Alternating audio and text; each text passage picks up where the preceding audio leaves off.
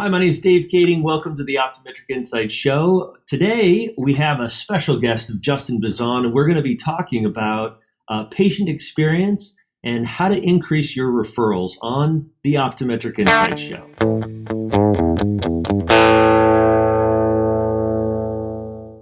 Welcome, everybody. Glad to have you on the Optometric Insights show. We're here with our good friend Justin Bazan, who doesn't need much of an introduction. For many of you, you know him and very well for his exposure in optometry and the ways that he's collaborated and helped so many of us in our own practice. So, Justin, thanks for being with us today. It's always a pleasure to get to talk to you offline or online with all of the things that are going on. Justin and I just were on an ad board for a dry eye company not too long ago, and so it was great to catch up and hear a little bit about him. But Justin, tell us a little bit about the state of your practice in this day and age within COVID and how you as a business owner are pivoting. Yeah, thanks for the intro. It's an honor to be on this new broadcast. I like the format already. But man, I miss you, and I miss my optometric colleagues. I miss the live events that we've had and the ability to make those bonds, in real life. But the current state of affairs is the office where I'm now seeing patients Monday through Friday, 5 days a week. Whereas before I'd be traveling, consulting, conferences, state meetings, ad boards. So that's kind of been replaced, and now I do, an ad board after I see patients. But Monday through Friday, I'm the primary doctor in my office providing full scope care.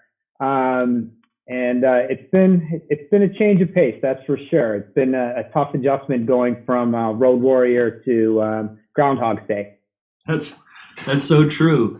So one of the things that I've always admired about you is you were always a step or two ahead of all of us with technology or ways of doing things in your practice. So I love to think about the future, what might be, what could be, how do we pivot, how do we look ahead to pivot? What are some things that you see in the next 6 to 12 months that are going to be different or that are going to change the world of optometry that we're living in right now? I think if we look back 6 to 12 months, we've seen some changes, and we have to say, are those changes going to be more or less relevant going forward? I think for me, it's been taking stock as to what is the equipment and technologies and personnel that I need to have my life as stress-free as possible and to provide a patient experience that exceeds their expectations. So that may be different for you. That may be different for the next person. But for me, we've kind of got that fine-tuned and dial in. And believe it or not, where we're at is a very comfortable pace. We have only been down, factoring out the 2.5 months we weren't in operation, much more than just, through email or online services. We did quite well this year, honing and doing more with less. And I think that's the real main focus is what technologies and services and personnel can we get by with, and how can they do more, but with, less. And it's worked out well. For example, it's just me, one doctor, seeing 14 patients a day. We schedule the first half and the last half hour for me to catch up on stuff.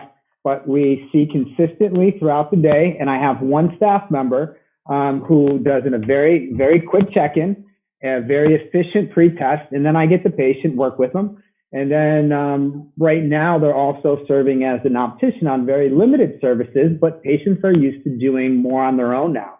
So we may give them a couple directions on good, better, best, but that simplification of lenses and, we point them in the right direction of maybe a frame style or give them a thumbs up on it that looks good, or have them bring in, pictures and have them text their significant other.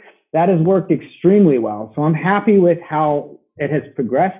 I can say that this has been one of the hardest years on some fronts, but one of the easiest years on others. My stress level, now that things have kind of hit a nice little lull here, it's a very easy and enjoyable day. I really like being at the office, utilizing the technologies that we have with the limited personnel that we have, but having an awesome day. And you can see from our reviews, patients love it. Yeah. So I think that to echo what you say is the world that we're living in is so complicated that anything we can do to decrease complications for our patients just brings about a wow experience, right? You spoke a little bit about your reviews. There's obviously organic reviews of I have a good experience and it's a wow experience, and I'm in a review culture where I just always am reviewing everything. But there's so many of us out there who we don't live in a review culture, right? In the heart of America, there's not a ton of Yelp and Googling and reviewing in the various different formats. How do you guys go about soliciting reviews, and how have you got your reviews to be the point where it's at? So reviews are another referral. So I look at, generating referrals, and that means that when you provide an experience that really is like, that was amazing, doc, you're the best, I love this place. And they tell somebody, whether it's just, offline and that's a direct referral, or if it's online and somebody that does read those reviews sees, but that's what it's about. It's about generating referral quality care and experience that you provide.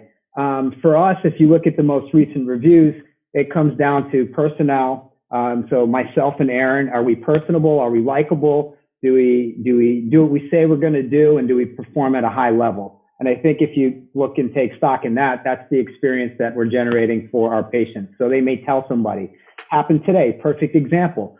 Patient's been dealing with styes for 3 months, is wearing shades on a Zoom call. The dude was like, why you got shades on your Zoom call? What's going on? And she takes them off and she's got a sty here, a sty there, a sty there. He says, don't worry, my eye doc is awesome. I'm going to get you over there right away. Boom, she comes in based on that referral because he had a great experience and he wanted to make sure she did too. And now she came in, had a great experience, and the last thing she said before she leaves is she's got a couple people in mind she wants to tell us about right away. In the COVID world, you have to know your COVID precautions.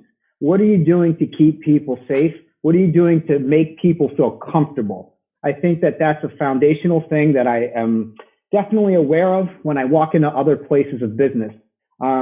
I went in to pick up a bottle of scotch last Friday in the liquor store, and there was no sanitizer when I walked in. Nobody did a temperature check. They handed me a pen at the register.